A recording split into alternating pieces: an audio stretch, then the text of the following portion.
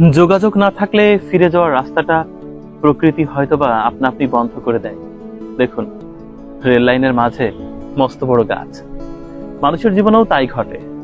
ছোট্ট একটা অভিমান, ছোট্ট একটা রাগ, ছোট্ট একটা ঘটনা দুটো মানুষকে কত দূরে নিয়ে যায়। একই আকাশের নিচে বসবাস, তবু কখনো দেখা হয় না, কথা হয় না। অভিমানের বরফ কখনো গলে না। মানুষের অভিমান বড্ড ভয়ানক। যোগাযোগ সরিয়ে ফেললে ফিরে যাওয়ার রাস্তাটা প্রকৃতি তার নিজস্ব গতিতেই বন্ধ করে দেয়, সংকুচিত করে দেয়, একসময় বিলীন করে দেয়। কেন জানেন? কারণ প্রকৃতি কখনো শূন্যস্থান পছন্দ করে না। আপনার জীবনে যে মানুষটির সাথে যোগাযোগ বিচ্ছিন্ন হয়েছে, প্রকৃতি তাকে সরিয়ে নিয়েছে অনেক দূর, যোজন যোজন দূরে। কে বলবে 1938 সালে রবার্ট রাসেল কেরু এই কেরুয়ান কোম্পানিতে এই ট্রেন লাইন ধরেই তিনি এখানে এসেছিলেন। আজ শুধু স্মৃতি, যোগাযোগ নেই।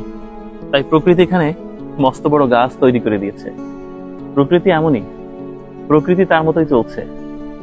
মানুষ শুধুমাত্র সময়ের পিছনে ছুটতে গিয়ে নিজেকে ভুলে গেছে, কাছের মানুষটিকে দূরে সরিয়ে দিয়েছে। আর প্রকৃতি সেই সুযোগ নিয়ে সেখানে তৈরি করেছে মস্ত বড় চর। তাই হয়তোবা বলে, নদীর একুল ভাঙে অকুল গড়ে। এই তো নদীর খেলা। নদীর সাথে মানুষের জীবনের খুব মিল। প্রকৃতি কখনো শূন্যস্থান রাখে না। আপনি রাখলেও প্রকৃতি সেটাকে ভরিয়ে দেয়।